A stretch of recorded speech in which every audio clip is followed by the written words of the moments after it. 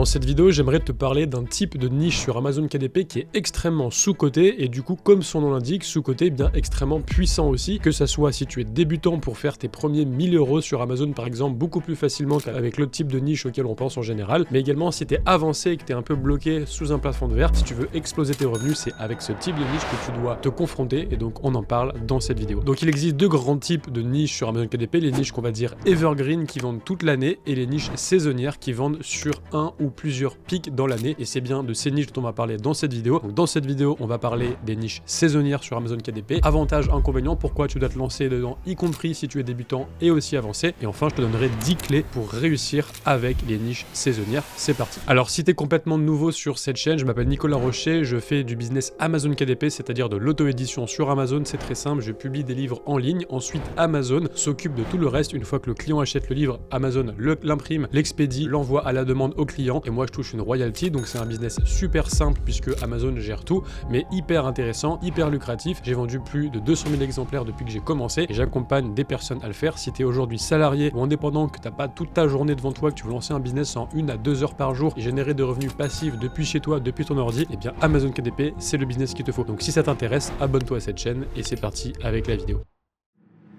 Alors du coup, on va déjà faire une petite définition. Donc qu'est-ce qu'une niche saisonnière? C'est une niche qui fait des pics sur Amazon, c'est-à-dire qui va vendre à certaines périodes de l'année, contrairement aux niches evergreen qui sont censées vendre toute l'année. Alors du coup, en général, on se dit, si c'est evergreen, ça vend toute l'année, c'est mieux parce que je préfère travailler une fois et ensuite avoir un livre qui vend toute l'année, tous les mois, pour avoir un revenu stable, récurrent, un revenu passif comme on dit. Mais en réalité, c'est pas exactement aussi simple que ça, parce qu'il y a forcément un avantage, ça vend toute l'année, mais il y a aussi des inconvénients. Et à l'opposé, eh bien les niches saisonnières, justement, ça va pas vendre toute l'année, donc c'est l'inconvénient, mais il y aura beaucoup d'autres avantages, on va en parler dans cette vidéo en long et en travers. Donc même si tu as compris la définition théorique, concrètement je vais donner quelques exemples de niches saisonnières. Par exemple là on est sur Amazon.com aux US, là c'est un livre de coloriage sur Halloween, donc typiquement ça vend que pour la période d'Halloween, donc là c'est très saisonnier, c'est vraiment uniquement Halloween. Bien sûr ça peut vendre un peu toute l'année parce que c'est un livre un peu horreur, donc Little Spooky, c'est pas vraiment 100% Halloween, tu peux très bien faire ce livre là toute l'année, mais ça va vraiment vendre sur Halloween. Après par exemple tu as ce qu'on appelle les agendas scolaires qui sont vendus sur Amazon aussi. Donc là, c'est juste un agenda scolaire, ça va être typiquement vendu pendant l'été pour préparer la rentrée en septembre. Et puis là, on a par exemple des livres sur les grands-mères. Il y a plein de livres, les livres Raconte-moi ton histoire grand-mère, les livres de journal intime pour les grands-mères, des cahiers de jeux, cahiers d'activités pour les grands-mères, des histoires de grand-mère, plein de choses. Ça vend typiquement à la fête des grands-mères, mais aussi ça vend pendant le Q4, donc c'est un peu double saisonnier. Ça fait un pic à Q4 et un pic à la fête des grands-mères, mais ailleurs dans l'année, ça vend assez peu. Donc voilà, je pense que tu as compris l'idée de ces livres saisonniers sur Amazon KDP, et donc maintenant, on va voir les avantages et les inconvénients. On va commencer par les inconvénients puisqu'il y en a, mais on va aller ensuite vers les avantages parce que pour moi, il y a beaucoup plus d'avantages que d'inconvénients. Le premier inconvénient, du coup, c'est que c'est pas toute l'année. Forcément, qui dit saisonnier dit pas evergreen, donc ça vend pas toute l'année. Donc tu auras des revenus en dents de scie, et si tu es habitué à avoir un salaire tous les mois qui tombe sur ton compte, c'est pas du tout la même chose. Là, tu vas faire des gros pics. Après le mois suivant ou le mois suivant, tu fais pas d'autres ventes, t'as pas d'autres niches, etc. Tu vas avoir quasiment aucune vente, et donc c'est un petit peu bizarre. T'as des gros pics, t'as des rentrées d'argent, mais la mentalité derrière, c'est pas du tout la même que quand t'es salarié et quand tu reçois un salaire tous les mois. Il y a aussi un inconvénient à ça, c'est que si tu te loupes, il faut attendre l'année suivante. Si tu publies un livre par exemple de coloriage Halloween et que t'as pas bien vendu, grosso modo, il faut attendre octobre de l'année suivante, donc 1 an. Donc ça peut être long et un peu frustrant dans le sens où il y a qu'un seul essai par an pour réussir. Alors après, tu peux viser plein de niches saisonnières, Halloween, la fête des grands-mères, les agendas scolaires, l'été, les cahiers de vacances, t'as plein de niches, t'as plein de niches saisonnières, mais sur une niche saisonnière, quand t'as raté, il faut attendre 1 an. L'autre inconvénient aussi, c'est que tout est amplifié pour le meilleur et pour le pire. Donc ça, je l'ai mis dans les inconvénients, mais ça peut aussi devenir un avantage. Qu'est-ce que j'entends par là? C'est que tout est amplifié. Si tu te rates vraiment. Donc tu fais plus de ventes après. Si tu fais n'importe quoi avec la publicité, par exemple, tu vas vraiment pouvoir dépenser beaucoup et perdre beaucoup d'argent. Si ta couverture est pourrie, elle est vraiment pourrie et tu vendras vraiment pas parce que la concurrence est plus féroce. Donc une couverture mauvaise au milieu de concurrence qui est plus nombreuse et plus qualitative, forcément, elle va encore plus dénoter et ça sera encore plus difficile. Donc un peu tout est amplifié, et dans le sens où c'est un peu une sorte d'école de la vie de KDP. Tout va plus vite, tout est amplifié. Également, il faut être organisé parce que, du coup, il faut, comme tu n'as qu'une seule essai-erreur, il faut prévoir en avance, il faut prévoir sa stratégie, il faut tout planifier. Ça se fait pas un peu à la dernière minute de se lancer dans une niche saisonnière. Et puis, tout repart à zéro chaque année. Si tu te loupes, il faut attendre l'année suivante, et c'est un petit peu le concept de tout repart à zéro, sauf si, bien évidemment, tu fais la chose que je vais te dire à la fin de la vidéo, dans la dernière partie, où je vais te donner les 10 clés pour réussir dans la niche saisonnière. Donc reste bien jusqu'à la fin de cette vidéo. Si tu as l'impression que tu es dans des niches saisonnières aujourd'hui et que tu as un peu des des yo-yo et que toute l'année tu republies les mêmes livres et que bah voilà, tes revenus ils stagnent chaque année, c'est probablement que tu fais cette erreur, donc reste jusqu'à la fin de la vidéo. Alors maintenant on va passer aux avantages d'avoir des niches saisonnières, de viser des niches saisonnières sur KDP, et pour moi il y en a beaucoup plus que d'inconvénients. Alors le premier avantage c'est que bah il y a des plus gros gains, il y a des plus gros revenus, et oui en général ça rapporte plus les niches saisonnières parce qu'il y a des gros pics, il y a un gros volume, il y a beaucoup de gens qui s'intéressent à ça, donc vraiment c'est là où il y a le plus d'argent sur Amazon KDP à aller chercher. Donc oui ça fait des pics, mais même en général si tu fais un ou deux gros pics dans l'année, eh bien c'est largement compensé au fait que si tu avais uniquement des niches evergreen qui vendent un tout petit peu. En général les meilleures personnes dans la communauté, y compris des personnes sur l'usine à best-seller, les personnes que j'ai interviewées sur cette chaîne YouTube, elles ont en général des niches saisonnières, elles font des gros pics, et en fait c'est en ayant plusieurs gros pics dans l'année que tu vas faire ton chiffre de l'année. Et il faut vraiment avoir une opposition entre le salariat, recevoir un salaire tous les mois, ou alors avoir des clients réguliers, recevoir des clients réguliers si tu es indépendant. Quand tu es sur KDP, dans le business e-commerce en général sur Amazon, il faut t'attendre à avoir des pics et il faut gérer ça, il faut gérer cette trésorerie et lisser sur l'année. Donc les gains sont plus gros, il faut le savoir, et vraiment si tu stagnes dans ton business, je t'invite à te lancer dans une niche saisonnière parce que tu verras, tu auras beaucoup plus de royalties. Et y compris si tu es débutant, bah comme il y a des gains assez rapides, tu vas pas forcément avoir des gros gains parce qu'il y a plein de choses à mettre en place et il faut être assez compétitif et assez bon pour réussir dans la niche saisonnière parce qu'il y a la concurrence. Mais même si entre guillemets tu fais un peu n'importe quoi, vu qu'il y a beaucoup de volume, beaucoup plus d'argent, beaucoup plus de ventes dans une niche saisonnière, bah tu auras quand même plus de chances de vendre, un peu par hasard entre guillemets, mais au moins tu auras fait tes premières ventes et tu auras fait tes premiers revenus significatifs. Donc même si tu es 100% débutant, tu n'as jamais publié un livre et que tu veux te lancer sur KDP, bah si tu as envie de te lancer dans une niche saisonnière, je t'encourage à le faire, c'est vraiment une très bonne idée. Ensuite pour moi il y a un truc qui est hyper important, c'est que tout le monde a sa chance. En fait sur les niches saisonnières, c'est des niches qui reviennent chaque année et souvent les clients sont récurrents. Par exemple, ils vont faire tous les ans des cadeaux à leur grand-mère, des cadeaux à leur mère, ils vont acheter tous les ans des agendas scolaires parce que bah à chaque année, chaque école tu as besoin d'un nouvel agenda, et du coup eh bien il y a des clients récurrents. Et en fait les gens aiment la nouveauté, ils vont pas racheter la même chose tous les ans. Et donc les gens aiment la nouveauté, donc il y a de la place pour tout le monde. C'est-à-dire qu'il y a beaucoup d'outsiders, c'est-à-dire que si tu regardes les niches saisonnières en 2024 qui ont cartonné et que tu regardes sur KDP quels ont été les best-sellers, il est très probable qu'en 2025 ou 2026, eh bien les best-sellers ça soit des outsiders, des gens complètement nouveaux qui sont arrivés sur ces niches et qui ont cartonné. Donc même si toi aujourd'hui tu commences et tu regardes cette vidéo aujourd'hui, t'as pas publié de livre, eh bien tu as ta chance dans les niches saisonnières. En fait tous les ans il y a des nouvelles personnes qui réussissent, donc ça c'est un super avantage. Également c'est pour moi un apprentissage plus rapide. Comme on l'a dit dans les inconvénients, tout est amplifié, c'est-à-dire qu'il y a plus de volume, plus de ventes, mais aussi plus de dépenses pub, plus de bêtises, tu peux rentrer plus vite dans le mur, mais aussi bah, t'apprends plus vite parce que tu vas faire des erreurs plus vite, tu vas te confronter plus vite au marché. Si tu fais une mauvaise couverture, elle va vraiment pas marcher. Si tu fais un truc qui marche bien, ça va vraiment marcher fort. Si tu dépenses de la pub, tu vas vraiment avoir des dépenses, tu vas avoir des clics, tu vas avoir des datas, tu pourras analyser, tu auras en fait de la matière pour réfléchir et te dire est-ce que j'ai fait les choses bien ou pas, et progresser à chaque fois. Donc vraiment, souvent, il y a le problème de personnes qui sont depuis je sais pas combien de mois ou d'années sur la même niche evergreen qui marche pas pour eux, et ils se disent voilà, je fais une pub, ça marche pas, ça clique pas, ça dépense pas, j'ai rien, il se passe rien, je publie mon livre et c'est comme si j'étais dans une zone démo et il y a personne sur Amazon qui s'intéresse à moi. Mais souvent c'est parce qu'il y a juste pas de volume et donc t'as pas assez de données pour justement analyser ce que tu as fait. Dans les niches saisonnières ça arrive jamais parce qu'il y a beaucoup de volume, donc il se passe des choses et on apprend vite. Ça c'est aussi un gros avantage. Également du coup c'est plus prédictible parce que en fait si chaque année il y a toujours les mêmes niches saisonnières qui cartonnent, c'est toujours les mêmes, à chaque mois tu as des niches saisonnières sur Amazon, en e-commerce en général, en fait c'est tous les ans et c'est vraiment conçu pour ça. C'est le calendrier marketing, les marques et tout le monde du commerce, tout le monde des produits etc s'organise autour de fêtes marketing pour avoir des ventes prédictibles et faire des pics de vente. Donc toi tu dois surfer cette vague, et si tu veux te lancer sur la niche Halloween, sache que ça fonctionnera. Si tu veux te lancer sur la niche de Pâques, sache que ça fonctionnera. Si tu veux te lancer sur la niche de la fête des mères, sache que ça fonctionnera. C'est fait pour. Les gens ils ont ancré dans leur tête qu'il y a des saisons comme ça où faire des cadeaux, et donc si toi tu te positionnes dessus, il y a un marché, il n'y a pas de doute là-dessus, c'est prédictible. Après il faut arriver à se démarquer, mais en tout cas la question de savoir si oui ou non il y a de la demande et si oui ou non on va vouloir acheter ce type de livre, la réponse c'est oui, c'est prédictible. L'avantage aussi c'est que ça augmente chaque année. Vraiment depuis que j'ai commencé KDP, je vois tout le temps des livres de mieux en mieux réussir dans les niches saisonnières chaque année, et je pensais qu'on avait atteint un plafond et que ça y est, cette année il y a telle personne qui a réussi dans la niche merci maîtresse, et bien l'année suivante il y a une personne qui réussit encore mieux et qui fait encore plus de ventes. Donc vraiment si tu te focus sur les niches saisonnières et que chaque année tu t'améliores, tu vas pouvoir t'améliorer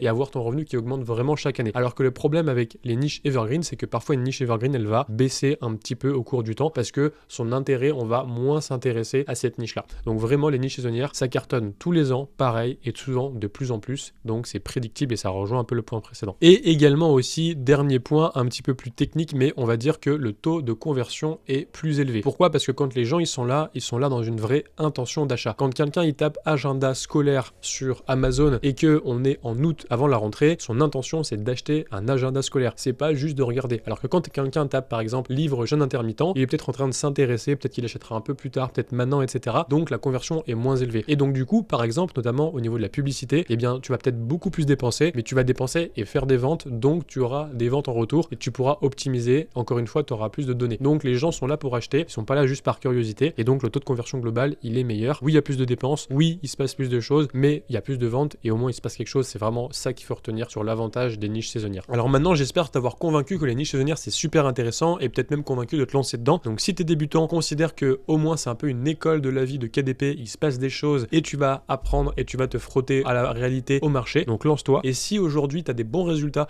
mais que tu stagnes et que tu es dans des niches evergreen, c'est peut-être justement que tu es plafonné par la capacité de ton marché. Tu es sur la niche par exemple du développement personnel, du régime alimentaire, tu es sur la niche par exemple du yoga. Il y a un certain nombre de personnes qui recherchent ces niches-là. Et bien si maintenant tu vas dans une niche qui est vraiment pic saisonnière que tu ne fais pas du tout, avec les mêmes compétences que tu as, si tu fais des livres dans cette niche-là, tu vas juste avoir des résultats qui vont exploser parce que tout simplement par définition le volume il est plus gros. Donc vraiment, voilà, si tu stagnes à 2000, 3000, 4000, 5000 euros par mois et que tu n'arrives pas à faire des pics, va dans des niches très saisonnières, très cadeaux, très bling bling, très marketing et je peux te garantir que tu vas avoir des gros pics et que lycée sur l'année, tes résultats vont augmenter. Donc maintenant, si ça t'a convaincu, eh bien je vais te donner 10 astuces pour réussir dans les niches saisonnières en 2025 et dans les autres années sur KDP. Donc c'est parti, 10 conseils pour réussir avec les niches saisonnières. Le premier conseil, c'est de faire de la qualité pour ne pas recommencer tout à chaque année. Et ça, c'est vraiment quelque chose que je vois, c'est une erreur, c'est qu'il y a des gens qui ont compris les codes d'Amazon, de la publicité, d'avoir une bonne couverture, etc. Ils font des niches saisonnières un petit peu chaque année, ils font des pics, ils font des ventes, et donc oui, ils ont des résultats, mais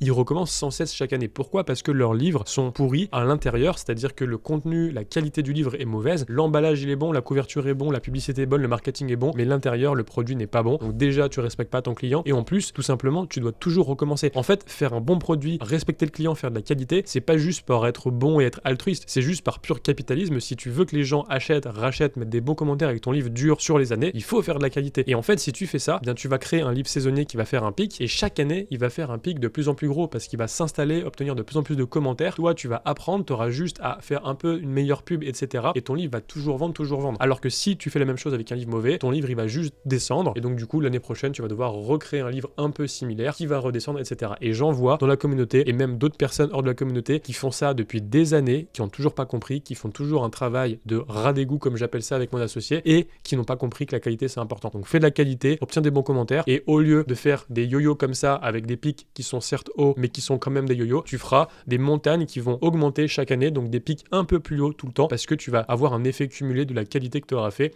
et tu vas créer des actifs qui vont travailler pour toi sur plusieurs saisons, plusieurs années et tu auras un vrai business. Donc vraiment, retiens ce conseil, fais de la qualité. Le deuxième conseil, c'est de ne pas te laisser avoir par le FOMO ou la comparaison. En fait, dans les niches saisonnières, il y a vraiment une notion d'urgence et en général, par exemple, tu vas pas avoir pensé à te lancer dans la niche, par exemple, d'Halloween et tu vas te retrouver en fin septembre, début octobre sur Amazon à regarder un petit peu les niches, regarder les résultats, ce que font les gens et là, tu vas voir plein de livres d'Halloween qui vont cartonner. Du coup, tu vas dire, ok, putain, j'ai loupé la saison, je vais faire un livre d'Halloween maintenant. Sauf que c'est déjà trop tard et on va en parler juste après avec l'histoire du timing. Je vais te donner exactement le bon timing pour publier des livres saisonniers. Et donc, si tu fais ça, tu vas être dans le FOMO, ce qu'on appelle le fear of missing out, c'est-à-dire la peur de louper l'opportunité. Tu vas faire les choses de manière précipitée. Du coup, qu'est-ce que tu vas faire? Tu n'auras pas ranké à temps. Tu vas dépenser plus en pub parce que les gens seront déjà rankés, ils feront déjà des ventes organiques, ils auront déjà des commentaires alors que toi, t'en auras pas. Donc, tu vas dépenser plus. Au global, tu gagneras moins parce que tu seras arrivé à la toute fin alors que les concurrents auront profité de toute la saison. Et comme tu auras fait dans la précipitation, tu vas faire un mauvais livre et donc tu vas pas cumuler sur les années puisqu'après le livre va tomber et tu devras recommencer l'année suivante. Donc ça, c'est le pire à faire. Dans les niches saisonnières, s'il y a bien une chose qu'il faut être, c'est organisé et être dans l'anticipation et pas dans la réaction. Donc, si tu vois une niche saisonnière avec un livre qui commence à arriver, les gens qui commencent à vendre et que là tu te réveilles, garde ton calme, c'est trop tard. Donc, tu notes et tu feras ça l'année prochaine et il n'y a pas de souci et tu pourras ensuite l'année prochaine être à temps, être en avance et vraiment gagner. Mais je t'assure, ne tombe pas dans ce piège. C'est très difficile, mais il faut apprendre à garder un petit peu ses émotions et se dire, ok, j'assume, j'ai loupé cette année, je me le garde pour l'année prochaine et je travaille maintenant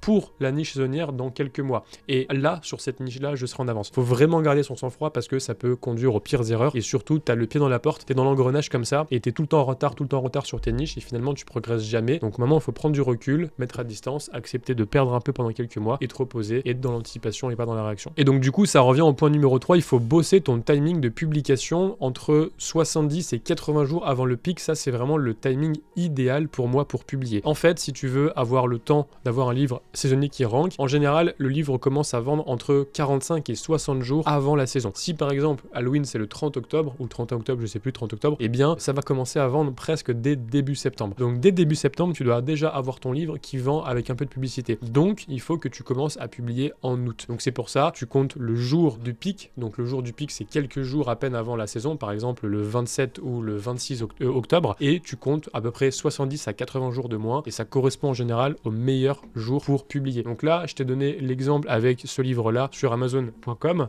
On est sur un livre super best-seller. Ici, quand tu regardes l'historique avec l'extension Helium 10, le livre, il commence à vendre. Il a été publié, voilà, fin août, et il commence à vendre déjà dès fin août, en septembre, etc., en octobre, et il s'arrête de vendre, voilà, vers le 28, et la courbe, elle remonte. Donc, toute cette période-là, c'est la période de vente, et c'est surtout pas la période où il faut publier. C'est la période où il faut faire des ventes et faire des royalties. Là, c'est la période où il faut ranker. Donc, si tu publies, par exemple, en début octobre, en te disant, il reste un mois, c'est trop tard. Donc, vraiment, publie environ 70 à 80 jours avant le pic. Le conseil que je peux te donner aussi, donc c'est le 4e conseil, c'est d'utiliser vraiment Helium 10 et d'être dans le data first. Donc, il va vraiment falloir que tu anticipes tes mots-clés et que tu saches vraiment à l'avance quel mot-clé tu vas viser. Donc, je t'invite à aller sur Helium 10, le logiciel de mots-clés. Et là, par exemple, je t'ai tapé Halloween Coloring Book for Adults, donc vraiment le livre de colorage pour adultes aux US. Ça a plein de mots-clés et de sous-mots-clés. Et si on prend par exemple ici, tu vas voir Spooky Halloween. Donc, si tu veux regarder ce mot-clé-là, ce mot-clé-là, il a des pics chaque année. Et on voit que ça commence à vendre ici vers le début septembre,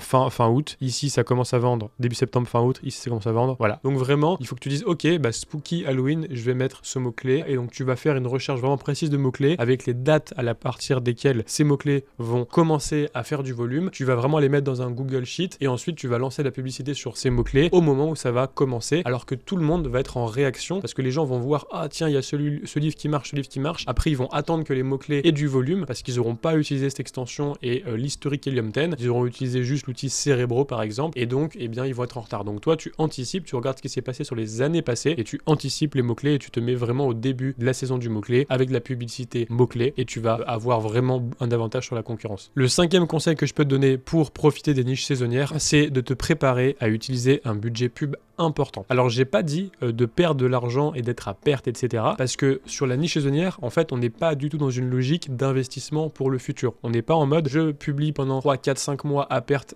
sur une niche, un livre, et je dépense de la publicité parce que pendant le Q4, je serai rentable ou parce que au cours du temps, mon ACOS va baisser, ma profitabilité va augmenter et je serai rentable. C'est pas du tout ça. Sur une niche saisonnière, il faut vraiment gagner de l'argent rapidement parce que si la niche est passée, si t'as pas gagné de l'argent, ok, t'as fait un pic, ok, t'as fait des royalties, mais si t'as dépensé 5000 pour gagner 5000, t'es à zéro, ça va servir à rien. Donc il faut vraiment que tu contrôles ton budget pub. Par contre, c'est sûr que tu vas devoir pas mal dépenser. L'idée, c'est que il faut être rentable sur les niches saisonnières, sinon c'est un non-sens. Mais par contre, tu vas devoir avancer forcément de la trésorerie parce que sur Amazon, on est payé après à la fin du deuxième mois. Donc si tu es en janvier, les ventes de janvier, elles sont payées en fin mars. Donc janvier, février, mars, à la fin de mars. Donc tu as 2 mois de décalage. Par contre, la pub, elle est facturée à la fin du mois en cours. Donc tu devras avancer finalement souvent toute la trésorerie de la niche saisonnière, de la période saisonnière, et tu recevras l'argent 2 mois plus tard. Donc l'argent là, il faut qu'il soit rentable. Dans ton tableau publicitaire, il faut que tu sois en profit. Mais par contre, il va falloir l'avancer et tu vas pas pouvoir le pondre comme ça. Donc il faut que tu te prépares à avoir de l'argent. Si tu es débutant, c'est pas grave. Tu vas un petit peu dépenser et tu couperas un peu les budgets et tu vas certes pas profiter de 100% du potentiel de la niche saisonnière, mais tu auras fait quand même des ventes et ça serait une réussite et tu auras débloqué quelque chose dans ta tête parce que tu auras fait des ventes et tu auras réussi à générer tes premiers 100, 500, 1000 euros. Si par contre tu es avancé, il faut vraiment que tu te dises, le but c'est de profiter au maximum, d'optimiser la niche saisonnière, de faire le maximum de ventes et de profit à ce moment-là, mais il faut que tu prévois la trésorerie. Donc ça c'est ultra important. Ensuite, la 6e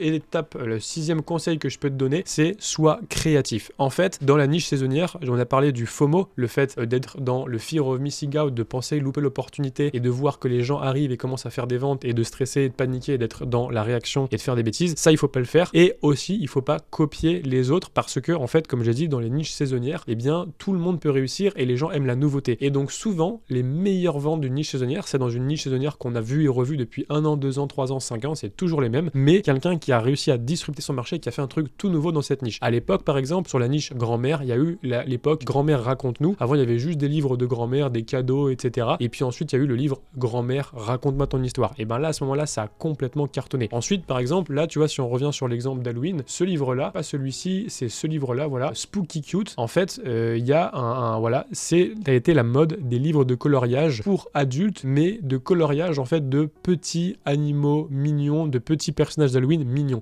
Donc vraiment le mélange de mignon, de cute avec d'Halloween. Ça avant c'était pas le cas, il y a 3-4 ans, et puis c'est arrivé complètement. Là il y a aussi le Spooky Cozy, donc là c'est tout ce qui est mignon mais dans un intérieur cozy, donc coloriage Halloween cozy. En fait il y a des sous-niches comme ça, des gens qui disruptent leur marché et qui font des énormes ventes. Là on a 2700 commentaires, 130 commentaires, donc c'est vraiment des grosses ventes. Et du coup voilà, l'idée c'est d'être créatif. Si tu fais que de la copie, bah tu vas un peu profiter de la niche saisonnière, mais tu vas ramasser les miettes parce qu'il y a des gens qui seront déjà positionnés dessus. Par contre, si tu es dans une niche vue et revue, approuvée, validée, qui revient chaque année, mais que tu disruptes ton marché, bah là c'est là où tu fais des chocs à pic, des merveilles et que tu fais vraiment beaucoup de profit sur une niche saisonnière. Le 7e conseil que je peux te donner, c'est de faire du SEO Google. Donc qu'est-ce que c'est que le SEO Google? C'est le fait de optimiser son livre pour être présent sur Google, parce qu'il y a beaucoup de recherches en fait qui démarrent sur Google. Il y a des gens, beaucoup de gens qui tapent directement sur Amazon, livre de coloriage Halloween par exemple, et il y a aussi beaucoup de gens qui tapent ça sur Google. Et bien Amazon rank très fort sur Google et en général les premiers résultats c'est des résultats Amazon. Donc il faut que tu sois présent ici et pour ça aide en fait d'avoir des gens de l'extérieur qui vont venir acheter tes livres, donc qui vont partir de Google et qui vont aller sur Amazon, cliquer sur ton livre et l'acheter. Et du coup pour ça le mieux c'est soit de créer un site web pour promouvoir tes livres avec des articles de blog etc. ou alors de faire des placements chez des articles invités. Donc tu vas avoir dans ta thématique des gens qui ont un site sur la thématique saisonnière, tu les contactes et tu leur proposes de mettre ton produit en avant, en header, dans une bande, de faire un article sponsorisé sur ton produit, etc. pour avoir beaucoup de SEO, donc vraiment être optimisé en termes des résultats Google. Et en fait, l'idée, c'est que dans les niches evergreen, en général, il n'y a pas assez de volume pour que ça soit intéressant, parce que les niches evergreen qui vont toute l'année sur Amazon, c'est très précis par rapport à Amazon, mais le volume sur Google n'est pas forcément suffisamment important pour que ce soit significatif. Par contre, dans les niches saisonnières, en fait, il y a tellement de volume global sur Internet, à toutes les saisons, grand-mère, Saint-Valentin, les couples, etc., les vacances, les cahiers de vacances, Halloween, toutes les saisons de Noël. En fait, tout ça, c'est tellement des fêtes saisonnières qu'on connaît tous. Le volume est énorme sur Google et si tu optimises ça, ça aura un impact. Donc en général, on dit vraiment le loi de Pareto, c'est de faire du 80-20. Pour les niches evergreen, je trouve que le SEO, c'est pas du 80-20, c'est quelque chose d'un petit peu trop avancé. Il y a d'autres choses à faire. Mieux vaut se concentrer sur Amazon, sur la pub, sur plein de choses. Par contre, pour les niches saisonnières, le SEO, ça vaut le coup, ça va avoir un impact. Donc si tu veux faire un peu de SEO, ça peut vraiment t'aider. Le 8e astuce pour réussir sur les niches saisonnières, c'est de t'auto-concurrencer. En fait, vraiment, à chaque fois quand on est sur des niches saisonnières, la remarque qu'on a à la fin de la saison, c'est « Ah, c'était incroyable, il y a eu des ventes, j'ai fait du profit, mais il y a eu tel concurrent, tel concurrent, tel concurrent, tel concurrent qui était quasiment aussi bien placé que moi. » Donc vraiment, c'est un petit peu comme s'il y avait de la place pour tout le monde dans les niches saisonnières. Il y a beaucoup de gens en même temps qui réussissent. Alors que dans les niches evergreen, en général, celui qui domine sa niche, il domine vraiment sa niche et il prend quasiment toutes les ventes. Dans les niches saisonnières, il y a tellement de volume que tout le monde prend des ventes. Eh bien, le bilan à la fin, c'est j'aurais dû m'auto-concurrencer et j'aurais dû faire plusieurs livres dans la même niche, sous différents noms d'auteurs. Et c'est vraiment un conseil super puissant. Si tu as un livre qui cartonne en saisonnier, fais-en d'autres, fais-en 2, 3, 4, 5, des différents concepts, etc. pour que tu puisses grappiller plein de ventes. Parce que tu vas pas du tout faire de l'ombre à ton premier livre, tu vas pas du tout nuire à toi-même. Par contre, tu vas t'auto-concurrencer et au lieu que ça soit les concurrents qui prennent l'argent alors que tu aurais pu le prendre, bah c'est toi qui le prends sans jamais que ça ait un impact sur ton premier livre best-seller. Donc vraiment, auto-concurrence-toi, c'est quelque chose de super puissant dans les niches saisonnières. Et tu vas pas avoir d'impact sur ton premier livre. Et maintenant, je vais te donner 2 autres conseils qui sont beaucoup plus techniques, beaucoup plus poussés pour les plus avancés d'entre vous qui regardent cette vidéo. C'est des stratégies de pub avec les niches saisonnières. La première, c'est la stratégie pub du piggyback. En fait, qu'est-ce que c'est le piggybacking? C'est en général de profiter du rayonnement d'une entreprise pour se greffer à côté. Donc le piggybacking, en général, c'est de profiter de la notoriété, de l'aura d'une marque quand tu as moins d'autorité. Par exemple, alors tu as sûrement vu, tu as souvent les Quick, le McDo et puis le KFC et le Burger King qui vont être tous à côté autour du même rond-point. Et on se dit c'est complètement bête parce qu'ils se mettent à côté et du coup bah forcément ils vont s'auto-concurrencer, etc. Alors que si Burger King est tout seul dans son coin, bah, tous les gens ils n'auront pas le choix d'aller à Burger King. Mais en général pas du tout. En fait les gens ils sont fans d'une marque et donc du coup quand ils vont arriver au rond-point, et bien c'est le lieu où ils vont aller par exemple au McDo et puis de temps en temps ils vont se dire tiens je vais aller tester le Burger King parce que ça change un petit peu. Et donc du coup bah ils vont naviguer entre les deux. Donc vraiment en gros tu profites de l'autorité du rayonnement d'une marque et tu te grèves dessus un peu comme si t'as un cochon qui marche, t'es sur son dos. C'est ça le piggybacking. Et donc bah en fait sur Amazon c'est exactement la même chose. En fait tu vas avoir des livres saisonniers qui vont cartonner et toi tu vas du coup faire de la pub produit sur eux. Et en fait le truc c'est que tu vas faire de la pub produit produit sur les nouveaux outsiders. C'est-à-dire que dans une niche saisonnière, tu vas avoir des livres qui vont arriver récemment dans la niche, des nouveaux, qui vont pas encore être très connus, donc personne fait de la pub sur eux. Par contre, toi, tu vas regarder un peu au quotidien tous les nouveaux livres saisonniers et tu vas faire de la pub produit sur ces livres. Donc tu vas payer moins cher les clics